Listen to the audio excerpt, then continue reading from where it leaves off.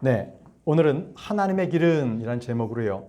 말씀은 이사야서 55장 7절에서 9절 말씀을 우리 함께 나누도록 하겠습니다. 저에게는요, 운전할 때 하나의 습관이 있습니다.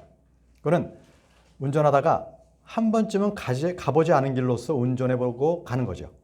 가끔 실패를 해서 막다른 길이 나오거나 또는 인적이 끊긴 어둡고 음습한 길을 지나야 할 때도 있습니다. 하지만 모르는 길을 무사히 통과해서 아는 길로 접어들었을 때는 그 기쁨은요, 퍼즐을 다 맞춘 그러한 희열을 느낍니다. 그 길이 아주 짧은 지름길이면 아주 더더욱 좋습니다. 새로운 길로 인해서 그동안 멀리 돌아다녔는데 더 쉽고 빠르게 갈 수 있는 그 길을 찾았을 때 기쁨은요, 그거는 정말 그 길을 찾은 분들만 알 수 있는 그런 즐거움이 있습니다. 1492년에 스페인의 그 탐험가, 원래 이탈리아 사람이었는데 크리스토퍼 콜럼버스가 있었죠. 그는 아메리카 대륙을 발견했습니다. 그때 그 당시에 중세시대 사람들은요, 이 지구가 사각형이라고 생각했습니다. 그래서 지구 끝으로 가게 되면 낭떠러지기 때문에 배가 추락한다. 그리고 그 추락하게 되면 뱀이 있어서 머리가 2개 달린 뱀이 다 잡아먹는다. 이렇게들 믿고 있었습니다. 자, 그런데 이 콜럼버스가요, 그 끝이라고 하는 바로 그 바다 끝을 그냥 지나가 버린 겁니다.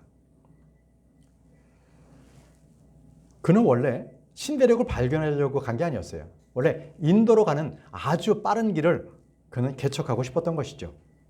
그런데 그가 생각했던 것보다는 더 위대한 일, 더 엄청난 축복의 길을 주님께서 그에게 주신 것이죠. 그는 독실한 크리스찬이었습니다. 그가 일기에 남기기를, 나의 항해를 들은 모든 사람들은 나를 비웃었다. 하지만 주님께서 내게 감동을 주셨고 주님께서 말씀으로 내게 위로를 주셨다고 적었습니다. 자, 콜럼버스에게 위로와 감동을 주시고 그에게 용기를 주셔서 마지막 미개척지의 땅, 이 아메리카를 그가 찾아낼 수 있게 그렇게 인도하신 주님께서 오늘 우리에게도요, 그러한 확신을 주시길 원합니다. 그래서 지금 우리는 불확실성 시대에 살고 있습니다. 그러나 주님께서 우리에게 말씀을 주시기 때문에 그 말씀으로 담대하게 우리가 항해해서 승리해 나가는 저와 여러분들이 되기를 바랍니다. 지금 우리나라는요, 위험하고도 심각한 혼란을 맞이하고 있습니다. 대통령 탄핵의 초유의 사건으로 인해서 국가의 존망이 위태롭습니다.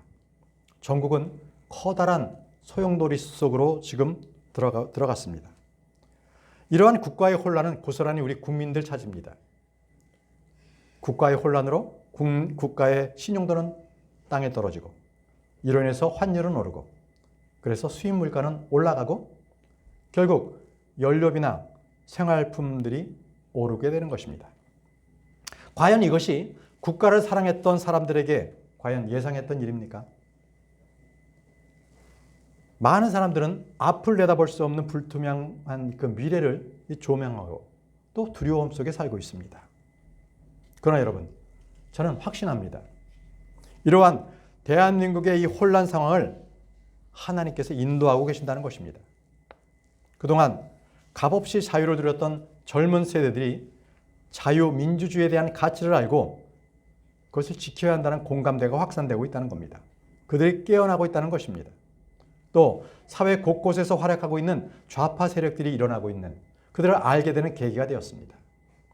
지금 우리의 앞날은 캄캄해서 아무것도 보이지 않을지라도 하나님께서 이 나라와 이 민족을 위해서 새로운 길을 만들어 놓고 계십니다. 이사야 43장 16절 말씀에 주가 이같이 말하노라, 나는 바다 가운데 길을 막강한 물들 가운데 행로를 만드노라, 이렇게 말씀하셨습니다. 여기에서 바다와 막강한 물들은요, 이미 오래전에 이스라엘 백성들이 바로 홍해 바다를 건넜던 바로 그 바다를 말하고 있습니다. 자, 그 당시에는 그 홍해 바다를 건넌다는 것은 너무나 큰 장벽이었습니다. 어떻게 그 바다를 건널 수가 있겠습니까? 뒤에는 이집트 군대가 쳐들어왔습니다. 자, 이제 그들은 죽을 수밖에 없었기 때문에 그들이 온전히 바랄 수 있었던 것은 이 바다를 건널 수 있는 것은 엄청난 배들이 많이 와서 한 200만 명 되는 이 사람들을 한순간에 저 바다 건너편으로 데려가주는 것뿐이 없었습니다. 그것이 바로 사람들이 생각할 수밖에 없는 그러한 피난길이었습니다. 누구도요, 하나님의 길은 예측하지도 못했습니다. 하나님은 선박이 아니라, 선박을 보낸 것이 아니라 도리어 그 홍해바다, 그 무섭고 휘몰아치는 그 홍해바다를, 그 가운데를 길을 냈던 것입니다. 여러분, 언제나 하나님의 길은 우리의 상상력을 뛰어넘습니다. 하나님께서 길을 내시면 우리가 아니 어떻게 이런 길이 나올 수가 있지? 이러면서 놀라지 않을 수 없는 거죠. 아무도 가보지 않은 길. 그래서 의심도 들기도 하지만, 그러나 우리가 믿음으로 하나님의 길을 바라본다면 놀라운 길이 보일 것입니다. 그렇기 때문에 우리는 기도해야 합니다. 주님, 주님의 길을 저에게 보여주시옵소서. 주님의 행로를 저에게 보여주옵소서. 여러분, 주님께서 인도하시는 길은 그냥 길이 아닙니다. 지름길입니다. 지름길. 하나님은 막강한 물들 가운데 행로를 내신다고 말씀하셨습니다. 홍해라는 무서운 바다를 거쳐서 그 가는 길은 우리가 생각할 수 없는 그러한 길이었습니다. 저는 제가 사역 초기에 저 강릉에서 대구까지 중간에 잠깐 쉬는 시간까지 포함한다면 편도 5시간이 걸리는 길이었습니다. 처음에 그 길을 어떻게 가나 걱정을 했지만 저희 자매와 함께 2시간마다 운전대를 교대하면서 왔습니다. 그때는 강릉에서 원주로 가서 원주에서 중앙고속도로를 타고 대구까지 내려왔습니다. 근데 문제는 그 길은 너무 지루하고 단조롭습니다. 그렇기 때문에 잠깐 동안 제가 조는 경우가 있었습니다. 너무 위험했어요. 100km 이상 달리는데 자꾸 조는 거예요. 자, 그러던 중에 주님께서 새로운 길을 알게 해주셨어요. 그건 뭐냐면 강릉에서 도리어 밑으로 내려가는 거예요. 삼척, 그 다음에 도계, 태백, 봉화, 영주로 거쳐서 그리고 거기서 중앙고속도로로 올라타는 것이죠. 그래서 이제 대구로 오는 그런 길을 발견하게 해주셨는데요. 자, 이 길을 잠깐 설명드리면 쭉 내려오게 되면 망상해수욕장, 동해시에 있는 망상해수욕장을 쭉 통과합니다. 참 멋진 풍경의 바닥 풍경을 볼 수 있고요. 그리고 이제 높은 고갯길을 막 올라가서 태백시로 접어들잖아요. 그러면 태백산 국립공원을 볼 수 있습니다. 얼마나 멋진지 몰라요. 그리고 그 산들을 굽이굽이 사이길로 이렇게 가게 되면 어느새 그 태백산을 지나서 경상도 봉화에 도착합니다. 봉화에서 쭉 그 길 따라 오게 되면 시간도 엄청 단축이 돼요. 그리고 그 길을 오는 동안에는요, 단풍 군락지가 있어서 얼마나 아름다운지 몰라요. 그리고 그 산새들이 정말 우리나라 산이 그렇게 아름답구나 하는 것은 그 태백산맥직을 그렇게 국도를 가보면 다 감탄하실 정도입니다. 그 길을 2년여 동안 저희는 다녔습니다. 바로 하나님께서 강릉에서 대구를 오갈 때에 주님께서 새로운 길을 열어주셨던 것이죠. 저는 그때 생각했습니다. 아니 어떻게 이런 길이 있었지? 어떻게 이 길이 저쪽 중앙고속도로하고 이 태백산 막 통과하는 길이 연결이 됐지? 아주 놀랄 따름이었었어요. 근데 여러분 아시겠지만 이 길은 애초부터 없었던 길이 아니었잖아요. 있었지만 내가 모를 뿐이었잖아요. 그죠?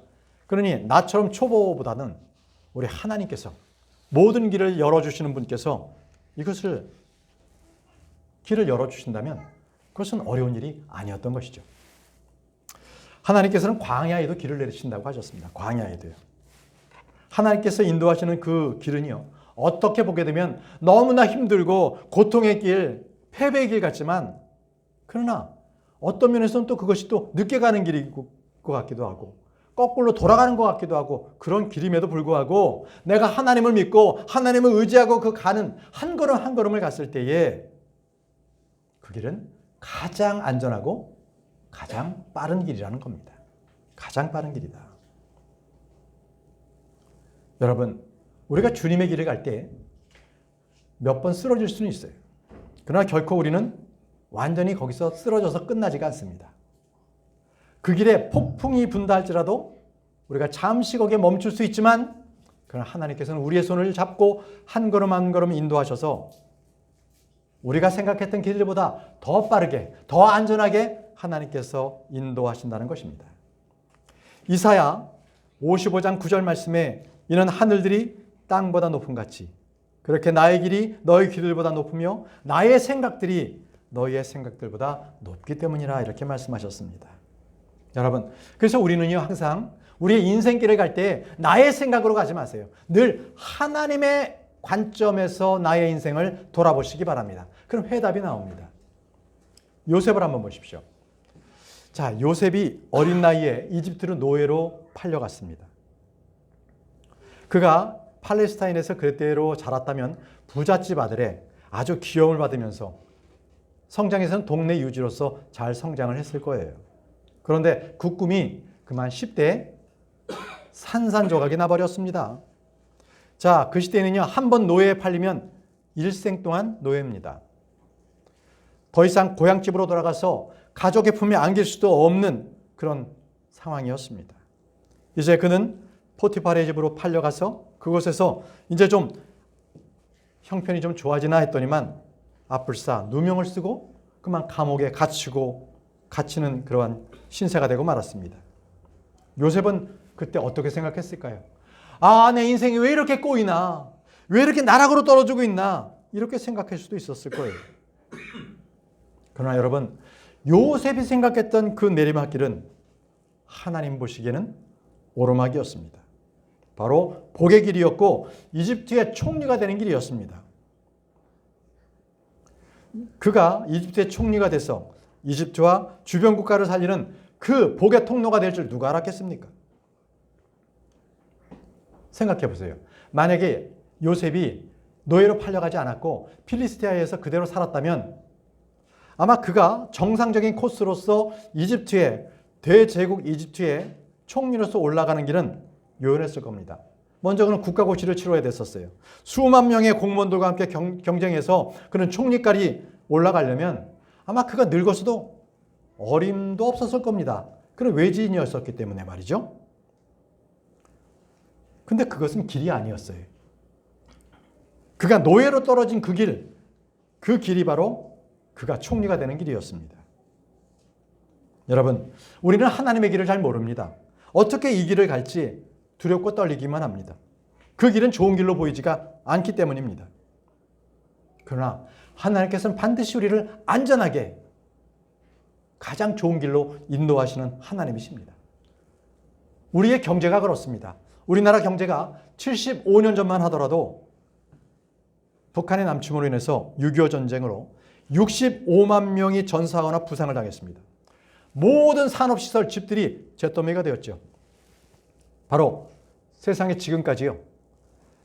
원조를 받았던 최하 빈민국이 선진국이 된 사례는 한국이 유일합니다.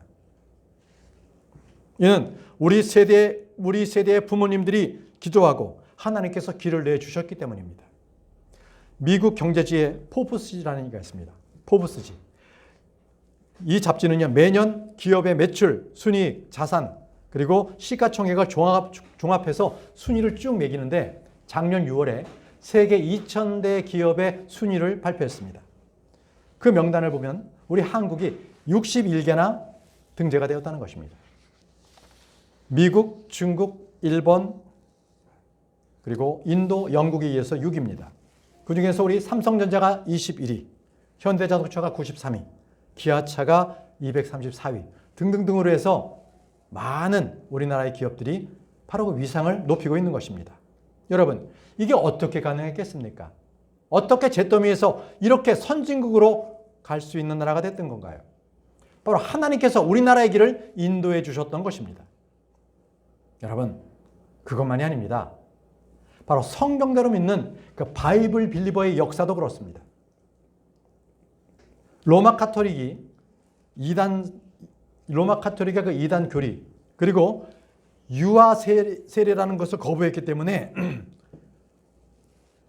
바이블 빌리버들은 그 중세 암흑 시대에 마녀로서 마녀 사냥을 당했습니다. 당연히 재산을 완전히 몰수당했기 때문에 도시에서 살 수가 없었습니다. 그들은 죽어야만 했기 때문에 그들은 바로 재산을 다 뺏기고 이제 산으로 이탈리아 북부에 있는 그쪽으로 다 숨어 들어가서 살게 되었습니다. 자, 그 당시에 로마 카톨릭은 많은 사람들을 죽였기 때문에 바이블 빌리버는 더 이상 존재하지 않는다고 생각했을 것입니다. 그러나 바이블 빌리버들은요, 끝까지 성경을 보존했고요, 후대에 그 바른 믿음을 전수해 주었습니다. 그들이 바로 아나바프티스트로 불리는 침례교도들이었습니다. 그들의 이름입니다. 몬타니스트, 노바티안, 도나티스트, 폴리시안, 바테린, 피카즈, 리오니스트, 불가리안, 몬테스, 메살리안, 유카이트, 카타리, 보고마일, 알비겐스, 활덴스. 자, 이러한 여러한 이름으로서 그들은 쫓겨다니고 믿음을 지켰습니다. 바로 지금 저와 여러분들에게도 올바른 킹제임스 성경이 바로 그들이 우리에게 전해준 것입니다. 우리나라에도 지금 독립침례교회들이 생겼습니다. 바로 성경대로 믿는 바이블 빌리버들이 있게 된 것입니다. 이는 하나님께서 바른 믿음의 길을 인도해 주신 결과입니다. 하나님의 길은 거룩합니다. 하나님의 길은 거룩합니다. 이사야서 43장 14절에서 15절 말씀에 너희의 구속주요 이스라엘의 거룩하신 이인 주를 주가 이같이 말하노라. 너희를 위하여 내가 바벨론으로 사람을 보내어 그들의 모든 귀족들과 칼퇴인들을 끌어내렸으니 그들의 부르짖음이 선박들 안에 있도다. 나는 주요 너희의 거룩한 이요 이스라엘의 창조주요 너희의 왕이로다. 이 말씀 속에서는 계속적으로 거룩하시니 거룩하시니 라는 말씀이 계속 나옵니다. 바로 하나님이 거룩하시기 때문에 그 백성을 거룩한 길로 인도하시는 것입니다. 그분께서 인도하시는 길은 거룩한 길입니다. 이사야 35장 8절 말씀에 그리고 한 대로가 거기에 있을 것이요 한 길이 있으리니 그것은 거룩함의 길이라 불리리라. 그것은 거룩함의 길이라 불리리라. 그 거룩한 길은 사람의 힘으로는 스스로 걸어갈 수 없는 길, 오직 예수 그리스도의 피로 죄를 씻긴 자들만이 걸어갈 수 있는 거룩한 길입니다. 회개하지 않은 자, 거듭나지 않는 자들은 결코 걸어갈 수 없는 길입니다. 그러기에 저와 여러분들은 세상과 구별되어야 합니다. 세상 사람들은 저희를 보고 이렇게 얘기합니다. 아니, 술, 담배도 안 하면서 어떻게 사회생활을 할 수가 있을까? 아니, 어떻게 작은 교회가 해외 선교에 지원한다고 할까? 아니, 어떻게 가족들과 함께 놀아야 할 그 주말에 어떻게 교회 가서 예배를 드리는가? 어떻게 원수를 사랑할 수 있단 말인가? 이렇게 반문합니다. 여러분, 그 길은 세상 사람들에게 보이지 않는 길입니다.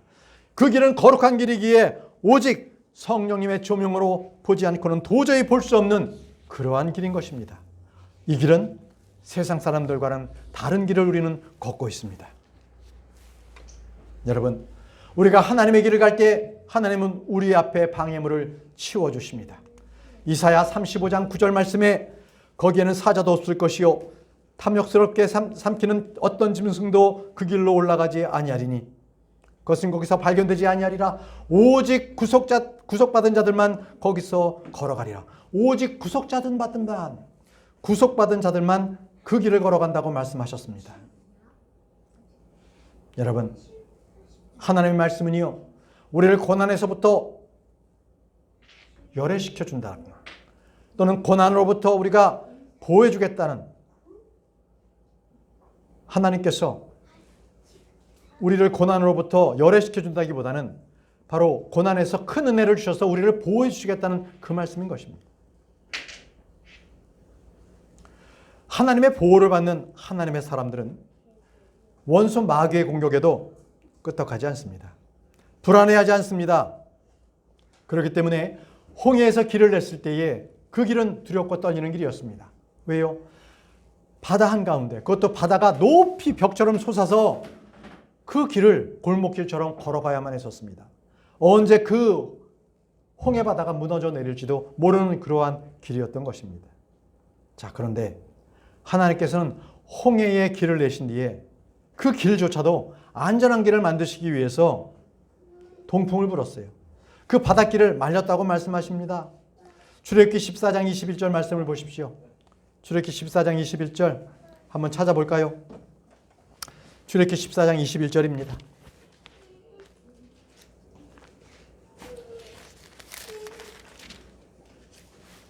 출애굽기 14장 21절. 그러자 그것이 이스라엘들의 진영과 잠깐만요. 출애굽기 14장 21절입니다. 그러자 모세가 바다 위로 자기 손을 뻗었더라. 그리고 주께서 밤새도록 강한 동풍으로 바다를 뒤로 물러가게 하셨고 바다로 하여금 마른 육지가 되게 하셨으니 물들이 갈라졌더라. 자, 다시 말씀드리면은 하나님께서 홍해 바다를 쫙 나누시고 물들이 벽처럼 딱 다 섰어요. 근데 이 바닥을 주님께서 동풍을 불어서 마른 땅이 되게 하셨다는 거예요. 왜 그랬을까요? 왜 그랬을까요? 자, 바닷속에 이 길들은 원래 바닷물 속에 있었잖아요. 그러니까 그 안에는 엄청난 뻘들이 많이 있는 거예요. 그 상태에서 이스라엘 백성들이 걸어가면 뻘 속에 다 빠져버리고 말겠죠. 그러면 그거는 피신이 아니라 완전히 그냥 도간에 든 쥐가 되는 거예요. 그렇기 때문에 밤새 동풍을 불어서 홍해 바다 갈랐던 그 길을 아주 단단하게 그것을 말리신 거죠. 말리신 겁니다. 여러분, 하나님께서 내시는 그 길은요, 단단합니다. 튼튼합니다. 염려할 필요가 없습니다. 그런데 세상의 길은 정반대입니다. 출세의 길, 탄탄대로, 꽃길 같은 길. 자, 보이긴 그렇게 하지만 결국 그것은 위험한 길입니다. 사람들은요, 조금만 성공하면 교만해집니다. 부자가 되고 높은 자리에 앉으면 그때부터 본인에겐 위기가 닥쳐옵니다. 자, 사람들의 눈에는 승승장구하는 것 같지만 그 길은요, 영적으로는 낭떠러지 길, 절벽길을 걷고 있는 것입니다. 그래서 교만해서 함부로 살다가는 바로 그 순간에 추락해버리고 맙니다. 바로 그게 세상적인 길입니다. 마귀는요, 우리가 성공했을 때 그 길이 갖고 있는 위험성을 절대 우리에게 알려주지 않습니다. 눈과 귀를 막아버려요. 좋은 것만 보이게 합니다. 그래서 우리 크리스찬들은요, 혹시라도 우리가 주님께서 주신 그 복으로서 세상에서 잘 되면 주님께 감사하십시오. 교만하면 안 됩니다. 하나님께서 우리에게 제시하신 길은 그 길이 아주 소박하고 안전한 길로 우리에게 인도를 해주십니다. 출애굽기 14장 28절 29절 말씀을 보십시오. 출애굽기 14장 28절에서 29절에 그러자 물들이 되돌아와서 병거들과 기병들과 그들이 쫓아 바닷속으로 들어온 파라오의 모든 군대를 덮쳤더라. 그들 중 한 사람도 남지 않았더라. 그러나 이스라엘 자녀들의 바다 한가운데서 마른 육지를 걸었더라. 자, 이스라엘 자녀들은 바다 한가운데의 그 길을 마른 육지 가운데로 그렇게 그 위를 걸었다고 됩니다. 자, 그리고 물들은 그들의 오른편에서 그들에게 벽이 되었고 그들의 왼편에서도 그리 되었더라.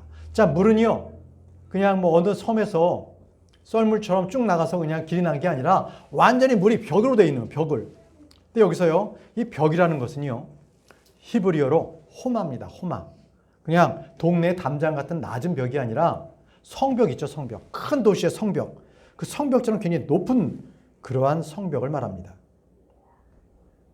그래서 이스라엘 백성들은 홍해 바다를 건너갈 때 높은 성벽과 같은 그 물을 그들은 걸어갔다고 되어 있습니다. 근데 추격해오는 이스라엘 병거나 기병들은 그 물속으로 결국 잠겨서 다 죽었지만 그러나 이스라엘 백성에게는 물 한 방울 튀지 않았어요. 왜요? 하나님께서 그 손으로 그 홍해 바다를 다 막고 계신 거예요. 그 물들이 왔다가 그냥 다 되돌아가는 거죠. 이스라엘 백성들에게는 물이 접근도 못했습니다. 여러분, 저는 그 말씀을 읽으면서 우리 역시 하나님의 보호하심이 없다면 그 물 속에서 죽었을 것이다라고 생각했습니다. 우리도 세상 사람들 똑같이 대한민국에 살고 있습니다. 만약 생각해 보세요. 하나님의 도우심이 없으면 어떻게 될까요? 우리 똑같이 대통령 탄핵 정부의 비바람을 우리도 맞습니다. 국회의 입법 폭거의 비바람을 우리가 맞습니다.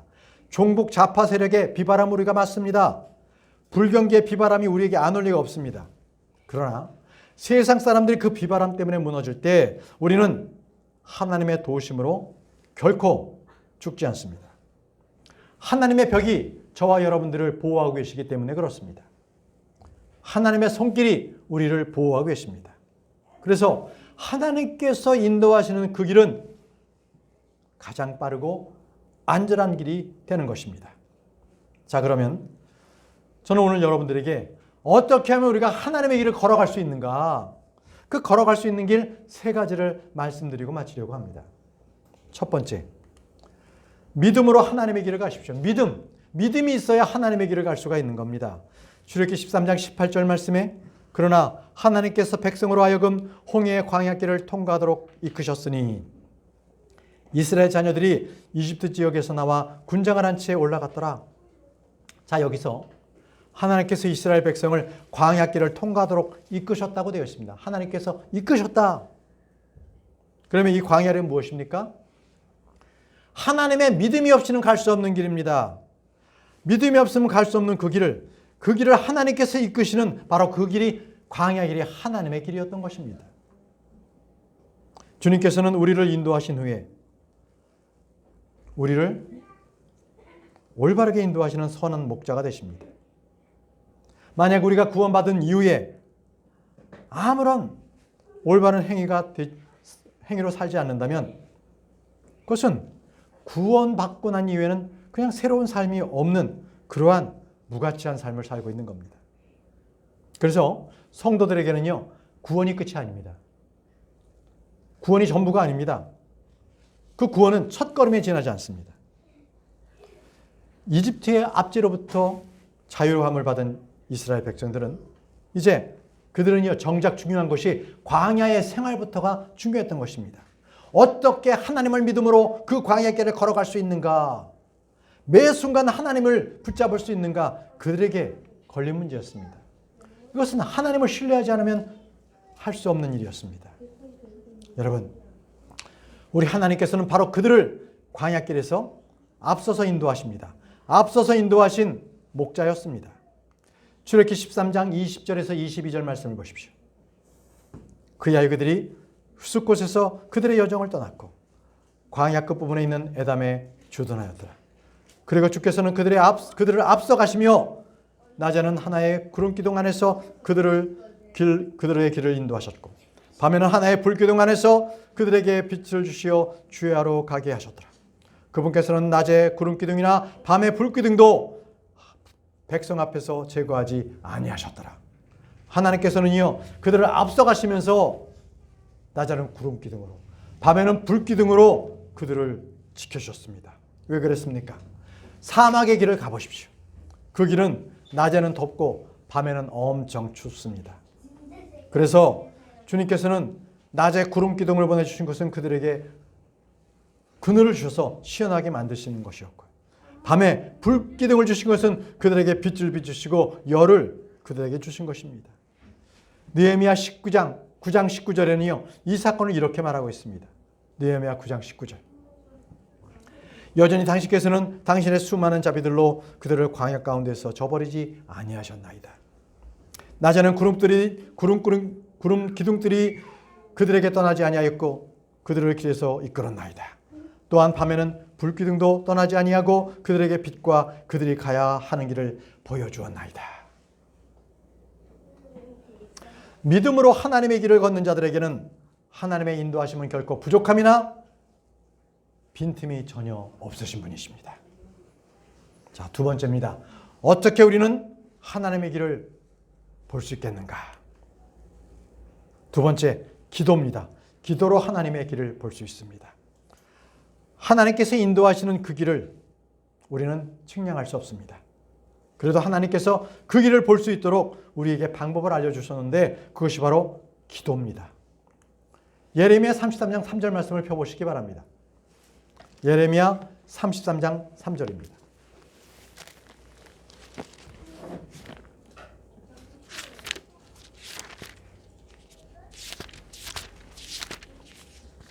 예레미야 33장 3절. 함께 읽겠습니다. 시작.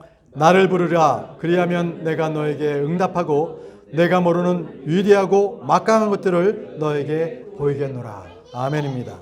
아멘입니다. 여러분, 바로 이런 분이십니다. 우리가 기도하면 주님께서는요, 우리에게 내가 가야 할 길을 보여주시는 분이십니다. 여러분, 기도하면은요, 앞이 캄캄했고 안개 속이 자욱했던 나의 길이 환하게 동이 터옵니다. 바로 그것이 하나님께서 인도하신 그 길입니다. 여러분, 하나님께 매달려서 기도하십시오. 그렇다면 주님께서는 그 주님의 길을 여러분들에게 조금씩 한 걸음씩 보여주실 것입니다. 여러분, 그 길은 하늘이 땅보다 높은 같이 우리의 생각보다 훨씬 높은 길이면서 우리의 소망을 하나하나 이루어가는 바로 그런 길인 것입니다. 하나님께서 약속을 우리에게 이루어주시는 바로 그 길입니다. 하나님의 길은요, 기도하는 사람만이 그 은혜의 눈, 영적인 눈으로 볼 수 있는 길입니다. 이제 마지막으로 어떻게 하면 하나님의 길을 걸어갈 수가 있겠습니까?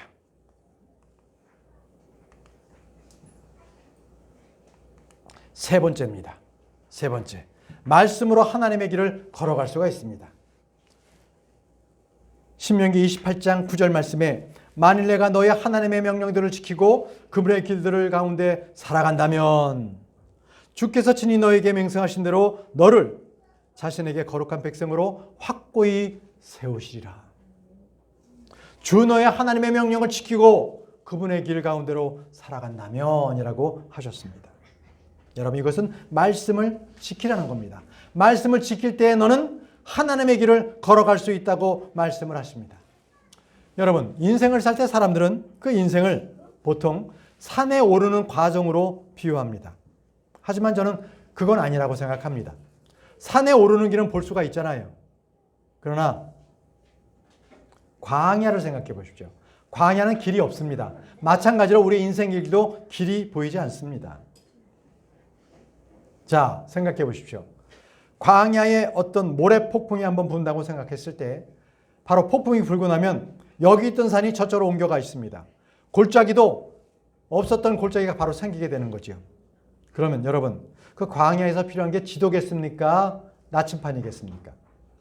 광야에서는 지도가 필요 없습니다. 항상 지형지물이 바뀌기 때문입니다. 언제나 한 방향을 제대로 비치고 있는 이 나침판이 필요한 겁니다.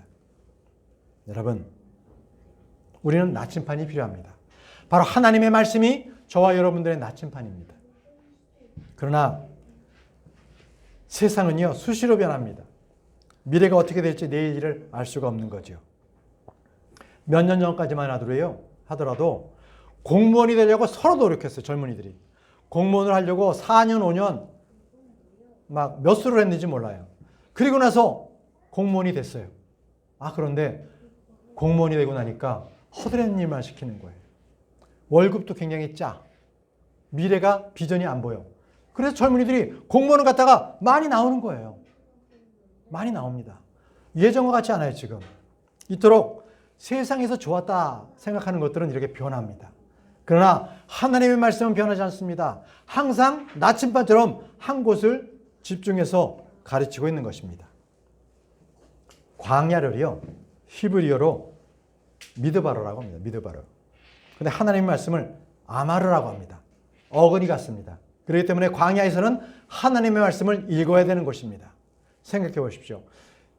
이스라엘 백성들이 이집트 고대 문명이 발달된 곳에 하나님의 말씀을 읽었겠습니까? 그곳에서 먹고 마시고 우상 숭배하기 바빴죠. 그러나 그들이 광야길로 딱 접어들었을 때 그들은 아무것도 할 게 없었어요. 오직 하나님의 말씀에 집중할 수 있었다는 것입니다. 하나님께서는 이스라엘 백성들을 광야 가운데 걷게 하시면서 하나님의 말씀을 듣고 순종하는 훈련을 시키셨던 것입니다. 출애굽기 15장 26절 말씀을 보십시오. 찾아보겠습니다. 출애굽기 15장 26절 말씀. 출애굽기 15장 26절입니다.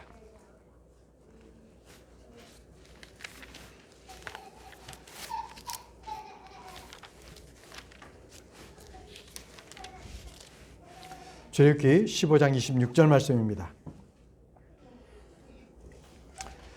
말씀하시기를 만일 내가 주 너의 하나님의 음성에 부지런히 경청하려고 그의 목전에서 옳은 것을 행하려 하며 그의 명령들을 귀담아 들으려 하고 그의 모든 규례들을 지킨다면 내가 이집트인 위에 가져왔던 이 질병들 중 아무것도 내 위에 두지 아니하겠노라. 이는 내가 너를 치유하는 주이기 때문이라 하셨느니라. 자, 여기서 말씀 보시면 만일 내가 주 너의 하나님의 음성에 부지런히 경청하려고 라는 말씀이 있습니다. 이것은요, 주의 말씀이 한 번에 완전히 다 주어지는 것이 아니라 그때그때 필요한 말씀을 계속적으로 공급해 주신다는 말씀입니다. 매일매일 변화무쌍한 이 상황을 잘 아시는 주님께서 매일매일 필요한 말씀을 우리에게 주시고 계속 이어서 우리와 동행하기를 원하신다는 것입니다. 하나님은요, 우리와 날마다 동행하기를, 교제하기를 원하세요. 여러분께서 지금 광야 길을 걷고 계십니까? 앞이 캄캄하고 길이 안 보이고 두렵습니까? 그럼 하나님의 말씀을 읽으십시오. 하나님의 말씀을 묵상하십시오. 그랬을 때에 매일매일 공급해 주시는 하나님의 말씀으로 내가 하나님의 길을 안전하게 걸어갈 수가 있는 것입니다. 여러분, 하나님의 길은 승리의 길입니다. 그 승리의 길에 여러분 믿음의 첫 발자국을 내디디시기 바랍니다. 출애굽기 14장 15절에서 16절 말씀을 보십시오. 이윽고 주께서 모세에게 같이 말씀하셨느니라. 어찌 내가 나에게 부르짖느냐? 이스라엘 자녀들에게 말하여 그들로 하여금 앞으로 가게 하라 라고 했습니다. 앞으로 가게 하라. 이것은 첫 발자국을 내디딜 수 있도록 모세에게 명령을 하신 겁니다. 이제 이스라엘 백성들은 모세의 명령에 따라서 첫 발자국을 내디딜 수밖에 없었습니다. 여러분, 문제가 보이십니까? 주님께서는 그 문제 앞으로 걸어가라고 하십니다. 이스라엘 백성들에게는 홍해가 그 문제였습니다. 홍해 바다 가운데로 건너가라라고 하셨습니다. 첫 발자국을 내디디라고 하셨습니다. 여러분, 하나님의 길은요, 어렵고 힘들게 보입니다. 그래서 주님께서는 그 문제 가운데 들어가라고 말씀하십니다. 그 문제 가운데 들어갔을 때 내가 하나님의 만나고 하나님의 그 말씀으로 그 길을 걸어갈 수 있다고 말씀을 하십니다. 여러분, 내가 지금 당장 감당하기 힘든 어려운 문제를 할지라도 그 문제를 회피하지 마시고 그 문제를 붙들면서 하나님 앞에 기도하시고 그 문제가 온전히 예수 그리스도께 전가가 될 수 있도록 여러분들은 주님께 기도하시기 바랍니다. 바로 그것이 믿음의 한 발자국입니다. 첫 번째 기도하면서 여러분들은 그 믿음으로 하나님의 길을 걸어가시기 바랍니다. 여러분, 우리 앞에 놓인 그 절망적인 상황에서 하나님이 안 보인다고 생각하십니까? 그렇지 않습니다. 하나님은 움직이고 계시는데 우리의 영적인 눈이 뜨이지 않아서 하나님의 움직임이 보이지 않을 뿐입니다. 여러분, 어떻게 하면 우리가 하나님의 움직임을 볼 수 있습니까? 그것은 사람의 힘으로 보는 것이 아니라 성령께서 조망해 주셔야 합니다. 그래서 우리가 보이지 않았던 우리의 앞길, 그리고 우리에게 어둡게만 보이는 이 나라의 현실이 바로 주님께서 절망을 희망으로 바꿔주시고 모든 기도하는 사람들이 있었을 때에 주님께서 그들에게 올바른 길을 가르쳐 주시는 하나님이십니다. 여러분, 우리는 지금 기도해야 할 때입니다. 하나님의 길은 반드시 승리합니다. 결코 쓰러지지 않습니다. 아무리 힘들고 어려워도 믿음을 잃지 않기를 바랍니다. 우리 앞에 수많은 적들이 있습니까? 견고한 성들이 있습니까? 그러나 우리가 담대하게 기도하고 하나님의 말씀으로 나갈 때에 그 모든 것들은 모로의 성처럼 완전히 무너져 내릴 것입니다. 여러분, 하나님께서 내시는 그 길이 바로 이 대한민국을 새롭게 해주실 것입니다. 우리 함께 기도하겠습니다. 기도하겠습니다.